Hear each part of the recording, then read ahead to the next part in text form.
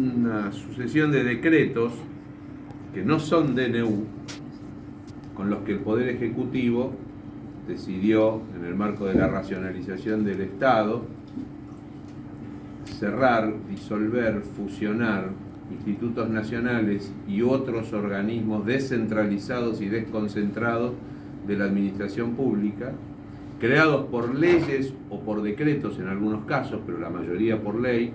Esos institutos que fueron disueltos y fusionados, las normas 345 y 346 son los números de los decretos, son bastante confusos, tienen una redacción compleja, alambicada, no quedan claros. La técnica legislativa es muy mala. La decisión de hacer en la semana de mayo, dar a publicidad esos decretos, hacerlos públicos, refrendarlos y hacerlos públicos, porque llevan la firma de ministros, empezando por Guillermo Franco, el jefe de gabinete.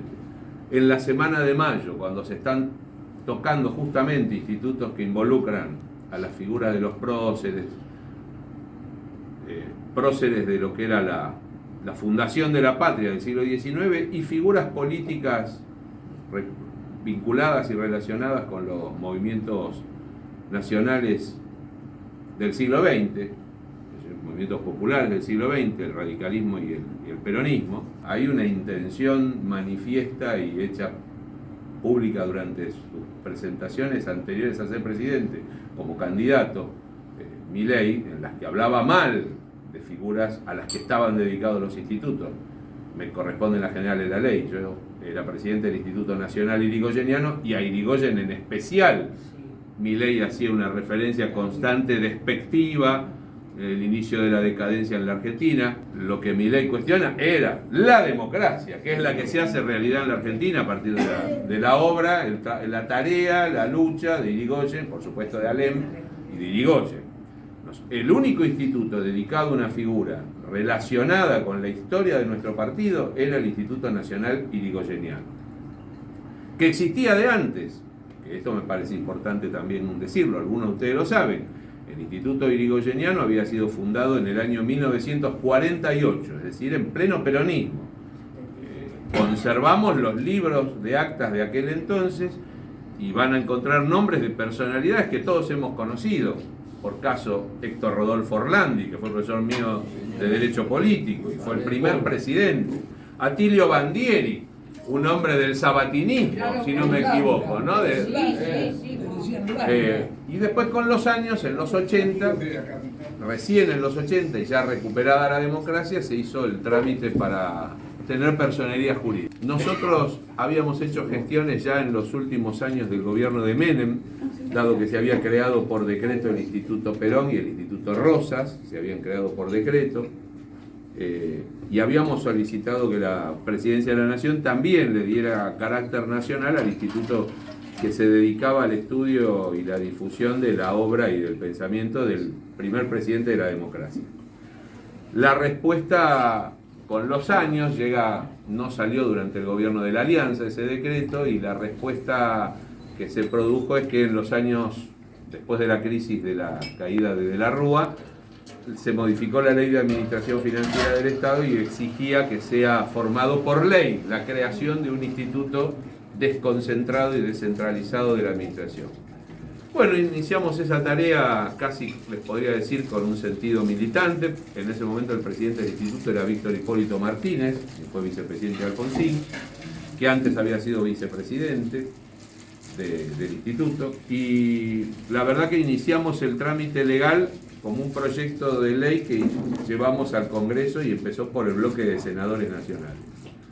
Además está decirle que muchos amigos que están acá conocieron eso en aquel entonces, saben lo que pasó, el proyecto salió por unanimidad del Senado y pasó a diputados y fue votado por unanimidad también en diputados.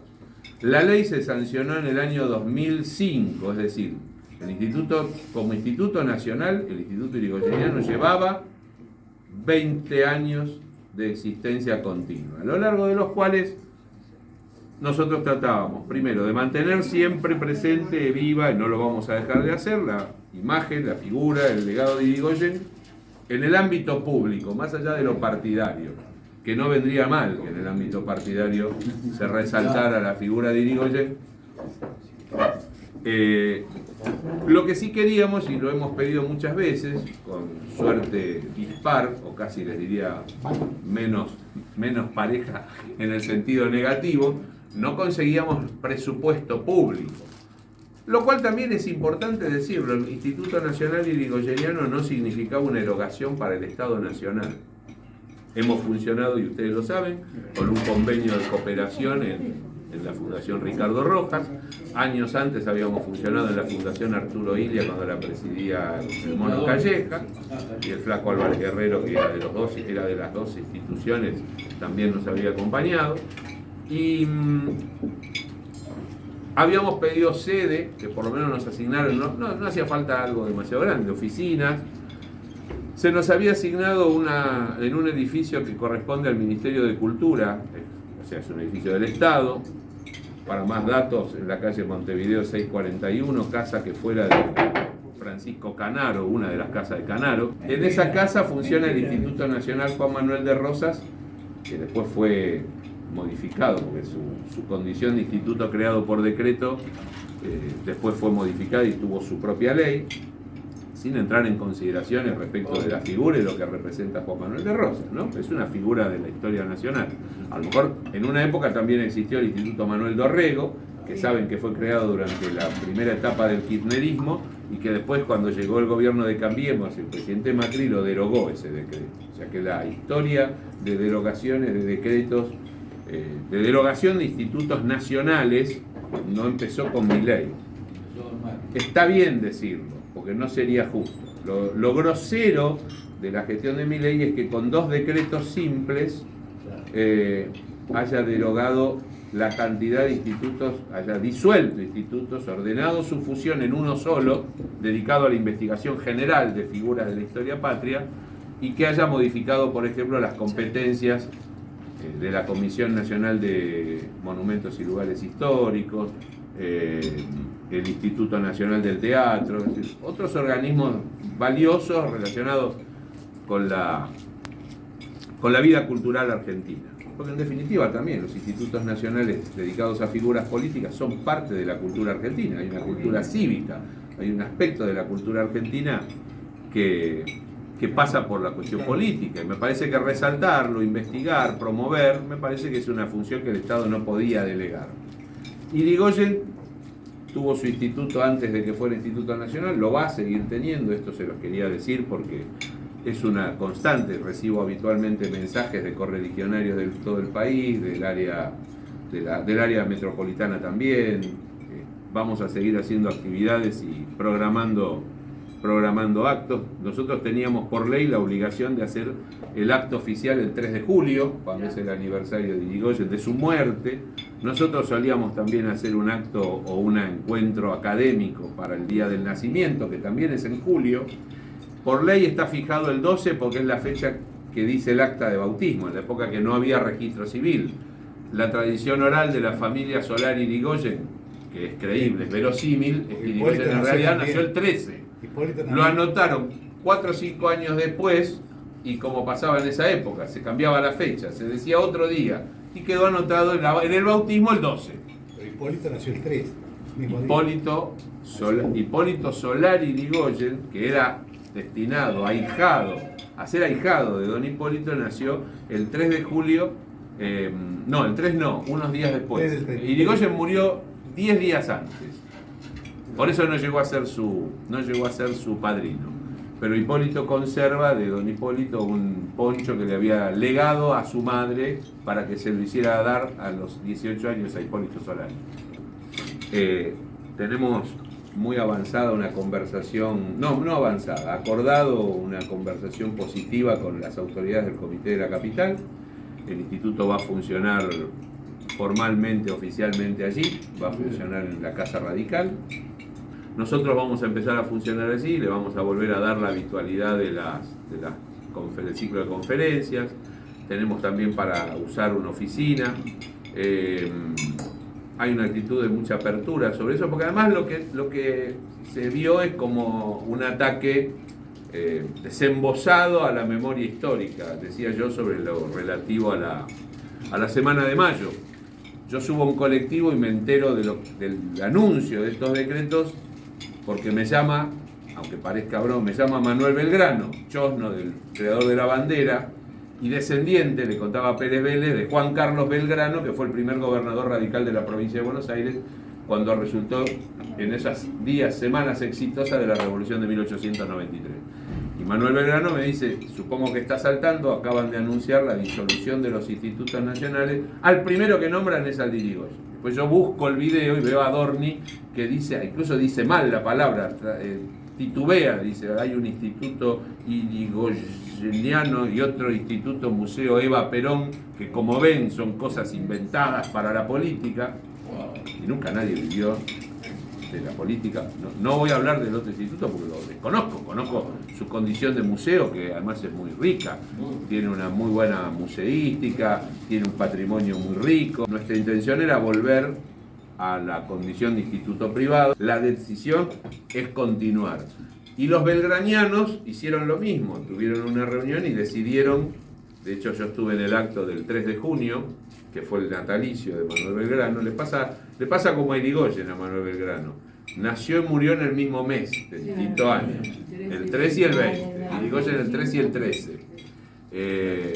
Entonces ahora pasó con el browniano, me acabo de enterar hace 48 horas, el Instituto Browniano decidió lo mismo, pero ¿qué pasa? El browniano y el belgraniano funcionan en dependencias militares. El browniano funciona en lo que es la Casa Amarilla, Departamento de Estudios Históricos de la Armada Argentina. El belgraniano está en dependencias del Regimiento 1 Patricios. El que está en inferioridad de condiciones es el newberiano, que es un instituto más pequeño, que yo calculo que va a seguir funcionando, pero funciona en unas oficinas que están en el edificio Alas, que es propiedad de la Fuerza Aérea. Han sido presentados en la legislatura bonaerense, en algunos consejos deliberantes, en algunas legislaturas provinciales y en la Cámara de Diputados por parte del diputado Cobos, proyectos de rechazo a la iniciativa de cierre de los institutos. Lo que hubo es un silencio del Comité Nacional. Hice alguna gestión extraoficial con amigos que son amigos también de ustedes, y la respuesta fue: no tenemos el número para que salga por la mesa, porque en la mesa hay quienes dicen no, porque nosotros votamos la ley bases, y esto es no haber leído, no invoca la ley bases, ¿sabes? Entonces, lo que nos quedamos en una formalidad, porque Irigoyen hay que reivindicarlo más allá de una posición política circunstancial, que pueden haber votado la ley bases, hasta, miren, les voy a dar el beneficio de la duda, hasta inducidos a error, creyendo que era necesario. Sabemos, yo creo que no, creo que la ley bases constituye una aberración jurídica, y creo que además está presidido por un sentido de especial maledicencia hacia la figura de Irigoyen. Me extraña esto con respecto a otros próceres de acción indiscutida en la lucha de la independencia. De alguna manera también nos sirve porque nos ponen yo creo que la historia ya lo ha puesto Irigoyen en el frontispicio de la historia nacional, ¿no? Es sin duda el primer prócer del siglo XX. Es el hombre que hizo realidad la República representativa y democrática del artículo 1 de la Constitución. Merece tener un instituto, merece tener sus homenajes, merece que se investigue su obra, su historia. La mejor obra que hizo el Instituto Irigoyeniano la hizo desde la oposición, cuando el instituto hizo la famosa colección Hipólito Yrigoyen, Pueblo y Gobierno, de 12 tomos, que ahí hay una exhaustiva investigación en materia histórica, en materia doctrinaria, en materia jurídica, con introducciones, trabajos liminares a cada tomo, de figuras a las que todos veneramos, que en ese momento eran jóvenes. Moisés Levenson, Arturo Frondizi, que escribe Petróleo y Política para eso, que después lo cambian, pero en ese momento escribió Petróleo y Política para hablar de la política petrolera de Irigoyen. Ataúlfo Pérez Aznar, Félix Luna, que hace su gran biografía, es el tomo 1, Irigoyen, el Templario de la Libertad. Después Falucho lo convierte en el bestseller que lo convierte. Así que bueno, gracias por la preocupación, gracias por la solidaridad. Hemos compartido siempre este espacio y esta mesa y estos lugares donde Cachi convoca, y me siento en familia